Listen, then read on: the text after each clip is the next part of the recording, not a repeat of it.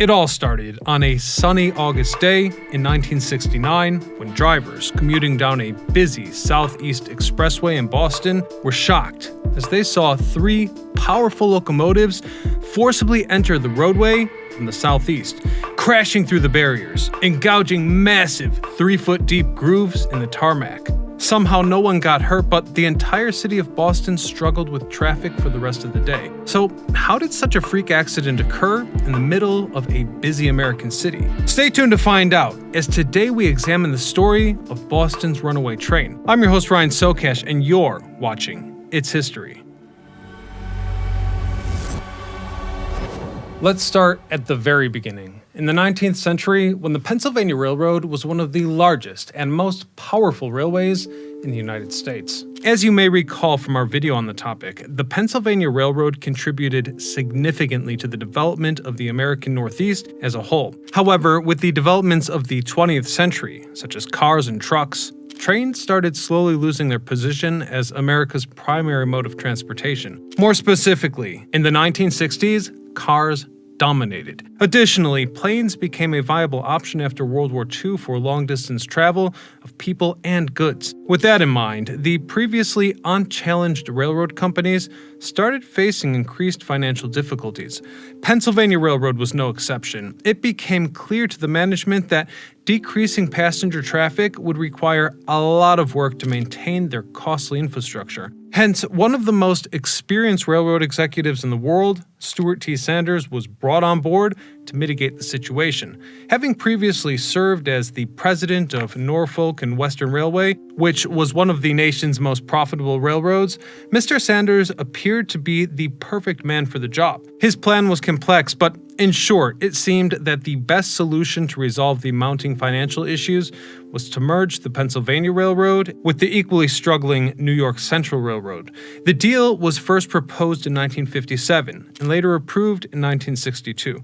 Sanders joined in 1963 and was tasked with finalizing the fusion. It then took a few more years to iron out the details, and the two companies finally merged in 1968, becoming known as the Penn Central Transportation Company.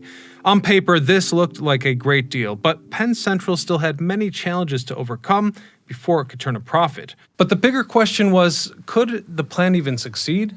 I'm not sure about you, but when I first learned about this story, I had another question. How could all three locomotives make their way onto the expressway simultaneously?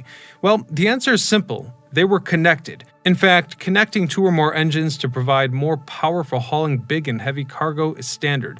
The technique, called multi-unit operation, makes operating a few locomotives as a single unit possible.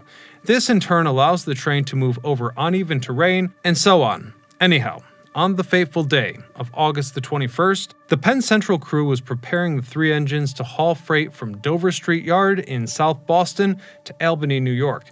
This 170-mile haul goes through several significant elevation changes, including the Berkshire Mountains, with some inclines reaching about 2,600 feet. Shortly before 3 p.m., the three locomotives were fueled up, their engines running, and awaiting a signal to approach the freight area to pick up their cargo. According to eyewitness accounts, the three locomotives began moving on their own, despite having engaged brakes, and started circling around the Dover Street Yard loop. As the engines picked up speed, they moved to a short dead-end spur, a short secondary railway line that branches off from a more crucial route, i.e., the main line. Anyhow, being unable to stop the speeding locomotives, the crew decided to jump off before it was too late, as the three engines continued to accelerate. Having reached a speed of approximately 30 miles per hour, the leading train easily broke through the chain link fence at the end of the spur line and continued onto Frontage Road, later crashing into the highway. The first train crossed the northbound lanes of traffic before stopping in the middle of the road. The second one stopped on Frontage Road. Then, the third diesel engine came to a halt right behind the second locomotive despite being disconnected a few moments earlier due to the intense vibrations. Although no one got hurt, the timing of the whole thing was quite inconvenient. Rush hour was about to start, and even back then, Boston was prone to major congestion. Northbound traffic had to be diverted, and people traveling south experienced a significant slowdown. Then another question arose. How do you even remove a train from a highway.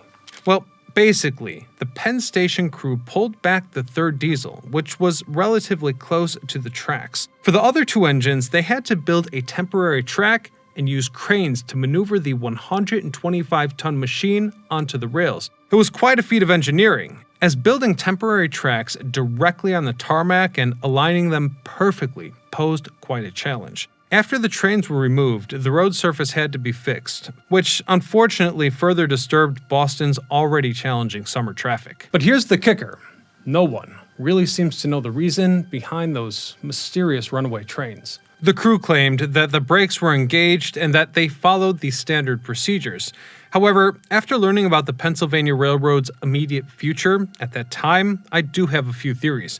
Long story short, not even 1 year after the incident, in June of 1970, the company filed for bankruptcy. The merger failed to save it. The two entities had entirely incompatible cultures, which made it difficult for them to streamline operations and lower costs. In addition, many years of deferred maintenance made it impossible for Penn Central to catch up and seek profitability. The crumbling infrastructure, especially in the Midwest, meant that trains couldn't reach their optimal operational speeds, leading to delays, penalties, and overtime. To make things worse, derailments and other incidents became quite common, leading to more issues and exposing the company to the threat of litigation. But the management also struggled to find answers, desperately trying to find a way out of this precarious situation. As is usually the case, they ended up making things much worse. As to save the entity, they took drastic measures. For example, the company tried to get involved in real estate by selling the air rights above their Grand Central terminal. The plan was to allow developers to build skyscrapers over the terminal. The plan failed to pan out, but also led to a lengthy lawsuit with the city of New York. Their other attempts at diversification were even less successful, believe it or not. And what's worse, these side activities to save the company actually distracted the management from what was most important: streamlining operations and lowering costs. It might sound shocking, but the management borrowed money to pay dividends to the shareholders. Even at the end of the line, they desperately wanted to maintain the appearance of success. After bankruptcy, Sanders attributed the failure primarily to increasing governmental regulation, which made it very hard for railroad businesses to innovate.